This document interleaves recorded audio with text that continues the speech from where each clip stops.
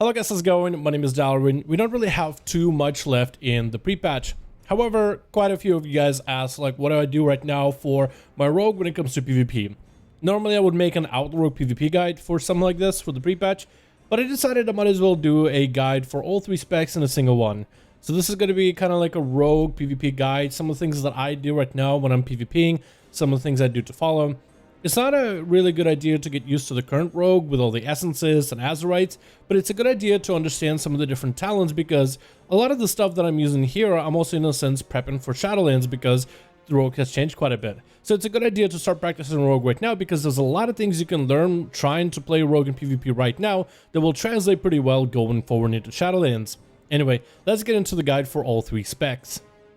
The first spec rogue we'll talk about is, of course, Assassination. How does SAS feel so far, and what are my hopes for it going forward into Shadowlands? Right now I would say it is still the old reliable, and Assassination for the most part feels pretty good. It's still got a bit of mixture of burst, a bit of sustain, I'd say even more sustain now that Slice and Dice is in the game, so just sitting on a single target just puts so much more pressure than it has ever before. Assassination, I think, is going to be decent going into the next expansion for Shadowlands, and I'm rather hoping it stays this mixture of burst, mixture of sustain, mixture of just like good at just about everything, with hopefully more emphasis on the dots going down the line. Assassination, when it comes to talents, you're going to end up going something like Master Poisoner for extra poison damage, but also impacting your wound poison just a slightly more. Subterfuge is because it ends up being a really good option, lets you open up with Garrotes, set up CC, it just ends up being the best choice for PvP in general. Mark for Death gives you flexibility with your common points, giving you 5 common points to Kidney Shot, 5 common points to Envenom, 5 common points to set up your dots. There's a lot of versatility with this ability in general. Level 35, Elusiveness ends up being still the go-to for PvP for the damage reduction. Level 40, Internal Bleeding is still pretty good in pre-patch, and there might be potential for other ones in the future, but Internal Bleeding still is a go-to right now. Level 45, since we lose Toxic Blade, but we gain it back later at a higher ranks of levels, we won't need to run Toxic Blade. Exsanguinate is interesting, but I haven't really seen any bleed builds become strong. Venom Rush doesn't feel strong enough, so Alacrity ends up being better for long-term games. But none of these choices really feel super giga strong currently. Again, if dots ever become really important and strong for Assassination going forward, Toxic Blade with Shiv as well as Exsanguinate together could be a very powerful combo. At level 45, this could be maybe set up with Hidden Blades and BGs, but for the most part, most rogues end up playing Poison Bomb. For the honor channels, these are the average honor channels that you'll want to run. System Shock, Smoke Bomb, and Maneuverability gives you quite a bit of maneuverability for mobility since you only have one Shadow Step. Smoke Bomb is great to create some line of sight in arenas. System Shock can be good to slow down enemies plus extra damage since you're probably going to have Garrote and Rupture on most enemies all the time anyway.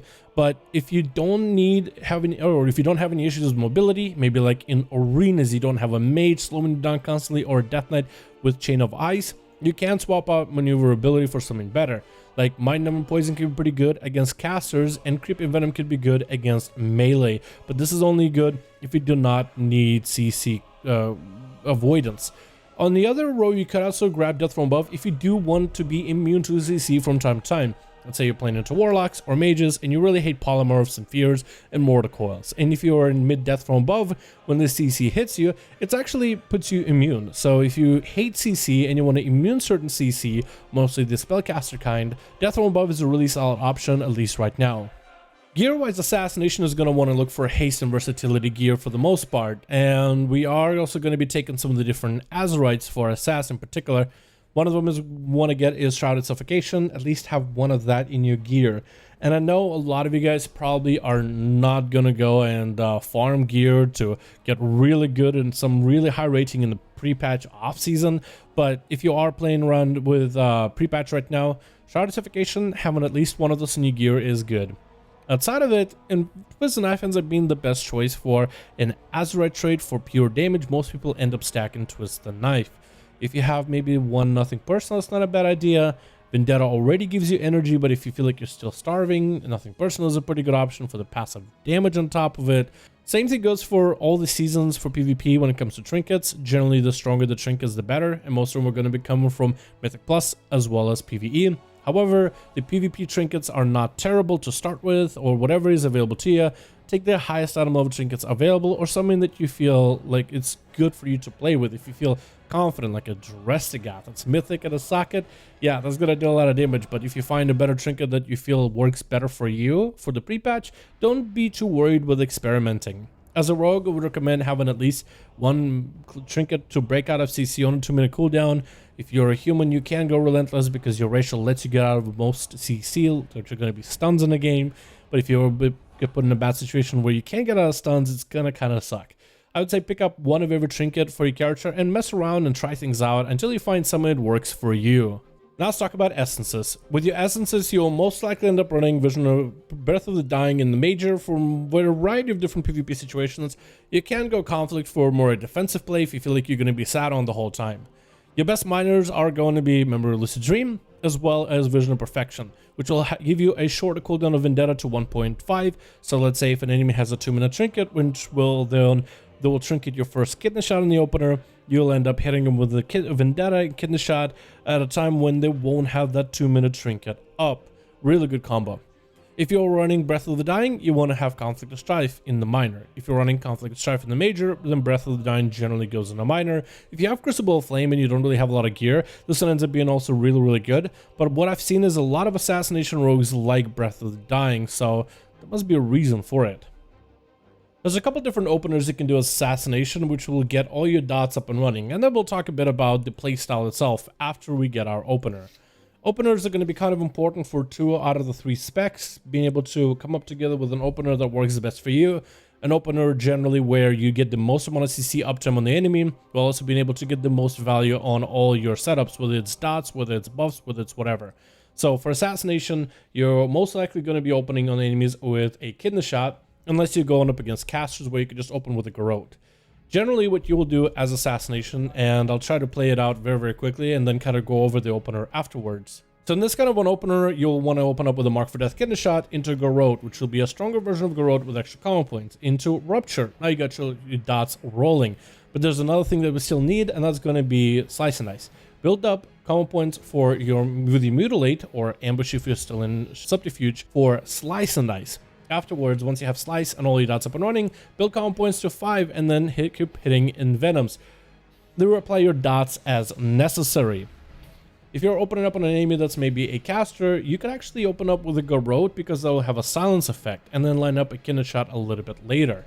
So this opener is going to be something like Garrote into an ambush, and you can kind of wait until Garrote is about to fall off and then kidney shot so you have the most amount of CC uptime on an enemy.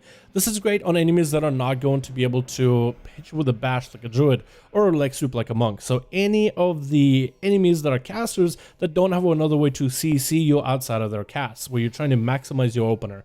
You'll Mark for Death Rupture to get a full Rupture, and you might as well burn Mark for Death in order to get the most value out of it, put it on cooldown so you'll have it up later. Mutilate until you have Slice and Dice, then you'll continue to mutilate until 5 common points.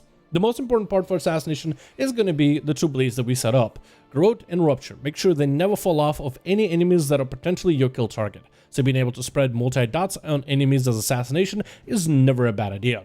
Slice and Dice is going to be something weird for you to get used to. It was weird for me for Assassination, since it's a buff that you're just not normally using in PvP ever. And you want to focus on damage, you want to focus on Envenoms, you'd rather burst, but you really should get Slice and Dice up and running. It is quite a good portion of your damage, especially when you're going to be sitting on enemies for a while, just trucking them down with your auto attacks. Auto attacks might not be huge, but they are still pretty big. And the way that you would modify those openers is take every single opener that we took a look at earlier and add a Vendetta somewhere in between. Generally, after you use your Rupture, you want to throw in a Vendetta, and that makes your burst go from a soft opener to a hard opener. This way you're able to get the most value on enemies. Now, you don't really need to open up on enemies every single time like this. Those are just some of the suggestions. Play around with your rogue and find out which openers work for you. But the best idea for rogues is to get an opener where you can get the most value of crowd control on an enemy. And I know you might want to use Cheap Shot in your opener, but Cheap Shot has been changed a bit and it's a little bit more awkward. Using something like Mark for Death Kidney Shot or Garrote Ambush into a Kidney Shot, I think is a little bit better, unless you really feel like you're not going to get stunned in the opener. Then go ahead and open up a Garrote, get a Rupture, get an Ambush, build common points, take it as slow as you want to. But again, that's all going to be judging on your situation. I feel like there's almost no bad opener. The only bad opener is when the enemy doesn't let you get an opener. As long as you get your dots up and running and you sustain damage up and running as Assassination, the better. Next, we got Subtlety Rogues, and Subtlety Rogues have always really been decent, if not actually really good in PvP. But with pre-patch stuff and some of the changes for sub, they've gotten a little bit better. The playstyle is still not really my cup of tea. It's definitely fun when you can go for a bit of burst here and there. But if I had to choose something, I'd say that a Subtlety feels a little weird because of the cheap shot change. Since cheap shot is only one common point, it does feel a little bit awkward getting your openers. It feels like you have to relearn your spec altogether. But with the changes to Eviscerate, it feels like it can go a little bit more aggressive, less of a setup, just more aggression, big bursts all the time. And that's something I really like about Sub Rogues. Definitely is a fun playstyle that focuses a lot on CC, whether you want to be controlling the enemy target while, let's say, an ally does most of the damage, or you want to get some damage yourself as well. But still, the cheap shot thing is way too weird, but at least you've got poisons back, so that's pretty cool. When it comes to talents for Subtlety, there are a couple different options. In the first row, it's usually Premeditation, because entering stealth grants your next Shadow Strike 10 seconds of Slice and Dice. So basically, every time you press Shadow Dance, your first Shadow Strike will give you a free Slice and Dice. So you don't ever have to worry about maintaining Slice and Dice all that much. Night Stalker is something that's a lot of people have been playing recently. It's pretty new. It used to be Subterfuge, but with the way that dance works now, it has a pretty long duration. So if you want to play Night Stalker, you totally can. I've been playing with it. It's a little weird at times. If you're still used to Subterfuge, you can stick with it for a bit, but play around with Night Stalker because it definitely amps your damage a little bit more. Then we have Mark for Death in level 30 row. This one's going to give you quite a bit of amp in damage. The common points generally go into Eviscerates, but there's a variety of things you can put them into. Kidney shots and maybe even ruptures, but I usually would put them in kidney shots and Eviscerates. Level 35, we have Elusiveness, again, the best traits in PvP. Level 40, we have Prey in the Weak. You're going to be stunning things anyway for your burst. You might as well gain that 10%, or really PvP 5% damage increase. At level 45, most rogues go envelop in shadows. Getting more dances and more charges gives you more control, gives you more goes, but you can go Dark Shadow for PvP if you want to do the most amount of damage. It could definitely be really cheesy and fun if you pair this with Blood of the Enemy, but play around with both of these, see which one you like the most for your rogue when it comes to playing it in this patch. In the last row, Master Shadows is the only viable option. You gain energy over 3 seconds when you enter stealth or activate Shadow Dance. This is kind of just a box standard talent. There's not a lot of good options in this row since a lot of this row deals with cleave and AoE, so you're kind of stuck with Master Shadows. In the honor talents, most rogues end up going something like Cold Blood in order to be able to get 10% extra damage whenever they try to get more burst in. This is on a minute cooldown, can be used before an opener, and 10% free damage is never bad.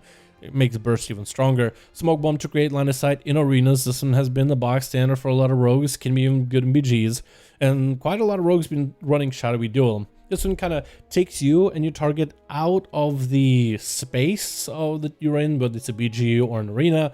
There are some certain abilities that can still heal the enemy, because the idea is, like, let's say they have a flag carrier, they're about to cap a flag, and there's a healer about to heal them and top them off, and you kind of steal them away into the Shadowy Duel, force them to fight one another. No one can heal in duel. There are some abilities that can heal into this. There's like certain things that have a funny interaction with it. So most rogues end up running Shadowy Duel. If you feel like you don't really like Shadowy Duel or not comfortable playing with it, or feel like it's not really useful to your playstyle, Dagon and Dark ends up being pretty good since Shadow Strike hits kind of hard. Maneuverability can be pretty good, or if you just want to play with Death from above, it's not a bad option either. So kind of pick whichever playstyle you like the most. When it comes to gear, Subtlety is going to be mostly all about mastery and versatility. Versatility is going to be good to give yourself a little bit extra defensiveness. You don't want to be getting bursted by everybody and the mother all the time. Mastery is going to increase your overall finisher moves damage as well. Versatility also kind of doubles it because it buffs your eviscerate damage, but also your shadow strikes, which are your basic common point builders. So it's kind of like an all-around go-to. The trinkets are going to be about the same as that of Assassination. Just pick whatever you like and probably get one that gets you out of CC. For Azeroth Trades, there are a couple different options. Some rogues like to stack Knight's Vengeance because your Rupture will increase the damage of your next Eviscerate, but quite a lot of rogues have actually enjoyed a little bit more freedom with Subtlety, having less reliability on setups, and since Cheap Shot doesn't give you as many common points, going for a more aggressive, offensive, massive Eviscerate playstyle, since Eviscerate hits a lot harder now, it ends up being something quite a lot of rogues end up playing. So Knight's Vengeance is good. If you want to triple stack it in your gear, you can. It's not necessary though.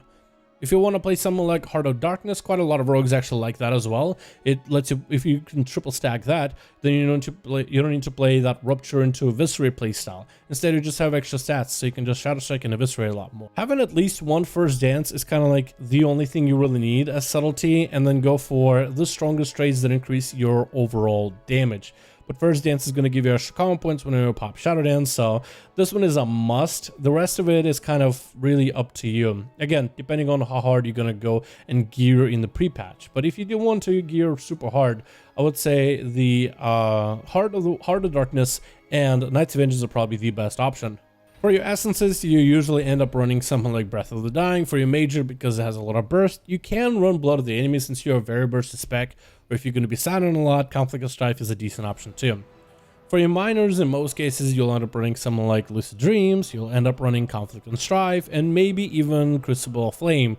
This one is really strong right now for a lot of specs, so if you want a little bit more sustained damage, Crucible Flame is a really solid option. Okay, sub rogues and openers. There's a couple different openers you can go for, but in most cases as a sub, you're looking to CC the enemy from the start to the end. You don't want the enemy to use any abilities while you're going for an opener. Because of the change with Cheap Shot, I found myself going for a variety of different openers, a wide swings of what you used to run compared to what I use now. I go for a lot more aggressive openers, especially when playing against with Night Stalker. It's a little bit weird because you can't really get nearly as long as of an opener with your Subterfuge. Some of the openers that I've been going for have been stuff like, well, I guess it depends if you're running Shadow Blades or not, but if you're not running Shadow Blades, in most cases I'll Shadow Strike to an enemy to kind of get next to them, get my damage up and running, dance Cheap Shot to make sure I stun them, get as many Eviscerates as possible, and I'll Cheap Shot the enemy right after into another Eviscerate, into another Cheap Shot. So again, that opener is going to be something like Shadow Dance into, or Shadow Strike into an enemy to reposition next to them, immediately into Dance, and yes, you're going to generate a lot of common points from that, but then I go into a Cheap Shot to stun them. Eviscerate, Mark for Death, Eviscerate, Shadow Strike, Cheap Shot. Make sure that Cheap Shot connects so the enemy doesn't have a break in between. We can go for another Eviscerate, Cheap Shot, and if the enemy is low by then, you can go with like a Trinket on you, so like my Drestigath, and maybe a Reaping Flames, and that could be enough to get a big bursty wombo combo in there. However, if you are running with an opener with Shadow Blades, for example, you can go with a more old school opener. So there I did it a little bit differently. I did Cheap Shot with Shadow Blades and Shadow Strike. There you could actually go for Cheap Shot with Shadow Blades, dance into Eviscerate, Mark for Death, Eviscerate, Shadow Strike, Cheap Shot, Eviscerate. But if you do what I did too, it works out pretty well because then you will get a Cheap Shot at the end where you can press Drestigath, maybe Reaping Flames into another Eviscerate.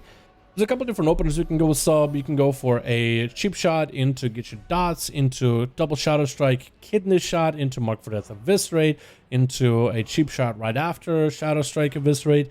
But ever since the Cheap Shot change, I end up going for a lot more aggressive playstyle, mostly opening up with Shadow Strikes, unless I got Shadow Blades available. I feel like it gives me enough time to reposition to an enemy, and then I feel pretty comfortable going for a Cheap Shot. However, in arenas, you kind of want to open up with as fast of an opener as possible. Don't give the enemy a moment to respond. So sometimes going for Shadow Strikes works, and other times it's not gonna if the enemy expects it.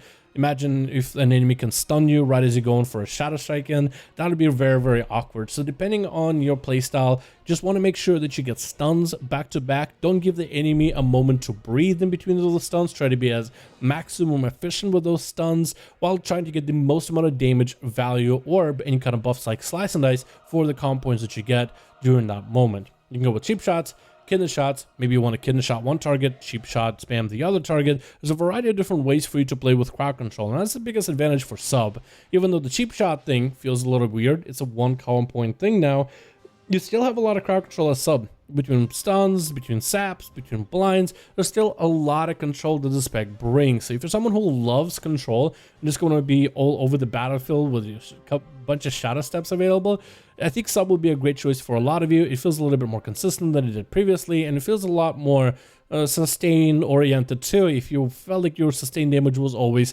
really, really awful. Finally, we have ourselves Outlaw, which is a spec that I think a lot of people don't really give credit to, but it's gotten a lot better. Now, Outlaw definitely feels different going into the pre-patch. The best way I would describe the spec when it comes to how and why it feels so different is I'd say it feels less unique. It actually, in a sense, feels a lot closer to Assassination or even Subtlety, as there's a lot of things that kind of been reined in back to the spec by giving it poisons and kidney shots, so you have a lot of very similar utilities as every other spec now. And some of the things that changed with All the Bones and Slice and Dice being a lot more impactful for your playstyle, and a couple talents returning, I think the spec has become a lot stronger than people think. People definitely should give the spec more of a go, because it's been a ton of fun. But first things first, talents. How do you want to outfit your rogue? There's a couple different options. If you have an Azerites very pistol shot oriented playstyle, go quick draw. If you don't have it, go weapon master. That ends up being kind of the best option for PvP. Next, level 25, acrobatic strikes is a really solid option. Increase the range of all your melee attacks by 3 yards. This gives you a little bit extra range on enemies, can kind of kite them, or if a mage roots you and starts casting polymorph right out of reach, or so he thinks, you can interrupt it. And this is a weird one that makes people kind of second guess themselves when playing against Outlaw. But if you like mobility, retractable hook is a great option. Now, some rogues go Mark for Death. I like to go deeper strat. There's not enough rogues to play Outlaw to really have a consensus on this, I'd say. Try Mark for Death, see if that works for you. It works the same as all the specs. Mark for Death kidney shots, Mark for Death slice and dices, Mark for Death dispatches or between the eyes. There's a lot of different options, but I kind of like deeper stratagem, mostly with the talent of Dreadblades that we'll talk about in a bit. Level 35, Elusiveness, again, great for PvP. Prayer in the Week is really strong, however, you can play and probably should play Blinding Powder in all arenas. Having a shorter CD by 30 seconds of blind is huge for the spec. One biggest advantage that it had over the other specs, but Prayer in the Week and BGs can work out pretty well. Level 45, I actually like Dreadblades the most. 1.5 minute CD, so it's kind of a longish cooldown, but it works just like the original Dreadblades.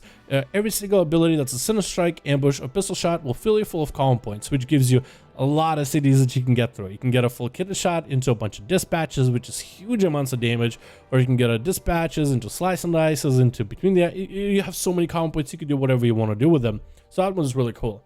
At level 50, I personally like Killing Spree. I've heard some arguments for Blade Rush, and I think Blade Rush is really good against maybe casters. Like mages, for example, they're going to be blinking and shimmering all around you. See if you want extra mobility to catch up to them to interrupt. Blade Rush is a really good, solid choice, but Killing Spree, I feel like just actually does quite a bit of damage right now. A little, as a 2-minute cooldown, you get it back pretty quickly too. And you should be using it quite often as Outlaw, because the damage is actually quite decent. I wouldn't put all your cooldowns together with Killing Spree, but if you're just kind of running out of energy and you need something to press, Killing Spree is a great ability to kind of just hammer more damage into the enemy. Essence-wise, you would actually play just about everything the same as the other specs of Rogue. You would go for Breath of the Dying for the Major, with Memory of Lucid for a minor, Conflict and Strife for a minor, and Crucible Flame, which is a must-have for the spec for a minor. I feel like it procs for the spec more than the others. Gear-wise, you're actually gearing very similar to Assassination. Quite a bit of haste, quite a bit of Versa. Haste, I'd say, towards like 20%-ish. I have way more haste than I need to right now, but I get haste and versatility gear. I try to lean more towards versatility. Same thing about the trinkets. Pick something you like, probably get something to get you out of a bad situation. For Azerites, I kind of like Heart of Darkness for this spec. I don't really feel like any of the traits are really all that good for Outlaw, at least in PvP. Deadshot is a decent one, but I feel like the damage is heavily diminished compared to what it used to be. I mean, it's still pretty good. I kind of like stacking Heart of Darkness if possible. I even have one Keep Your Wits About You just for more Sinister Strike damage. I feel like I run this just because this is a Mythic Nazoth version, so it's the highest item level that I have. But there's not a lot of really bad traits for Outlaw. I'd say there's maybe one bad trait, and it's the one where Paradise Lost, when you roll the bones and you get one buff. That's the only bad trait. But anything that buffs the damage of your Sinister Strikes or pistol shots or even between the eyes are all decent as you get gear. Again, decide whether you have Quick Draw or Weapon Master. Well, choose either one that you have more traits for. So if you have a lot of dead shots, go Quick Draw. If you have a lot of stuff that buffs your Sinister Strike damage, go Weapon Master. So that's kind of going to be like the fun thing of it. But I feel like for Outlaw, none of the traits are really all that bad, and a lot of them are really close to each other, but there's not enough Outlaw rogues playing PvP, so I can't really give you a wide consensus or anything. Finally, the playstyle. Outlaw doesn't really have an opener, and this spec is the only one that doesn't really play around openers. You kind of just want to get your Roll the Bones up and running, get your Slice up and running, line up a kill shot on the enemy, sink as many sin strikes as you can, and keep your cooldowns basically on CD all the time. Don't really try to hold back your CDs. I would just use them regularly because cooldown reduction is a pretty regular mechanic for Outlaw. If something looks like it's a 3-minute cooldown, it's actually like 1.5, but it will only be 1.5 minutes CD if you get really aggressive. So things like Adrenaline Rush, your Killing Spree, your Grapple Hook, your Sprint, quite a lot of abilities have a cooldown reduction for it, even Vanish. So used to be a lot more abilities, but it's been more standardized for the spec, which is fine. So there is one way technically to open up as Outlaw that I figured out, and this is if you really just want to go for the most amount of damage ASAP in the opener. Really fun to do in BGs, kind of sort of works in arenas if you can get some cross CC, but again, the spec doesn't really have burst. It's really just high sustained damage at all times, basically. But if you do want to play burst playstyle, you would go for Roll the Bones into Cheap Shot, Adrenaline Rush into Slice and Dice, your Dread Blades into Sinister Strike into Kidney Shot, and then Sinister Strikes into Dispatches or even Between the Eyes if that's off cooldown, but it's really up to you how you proceed from there.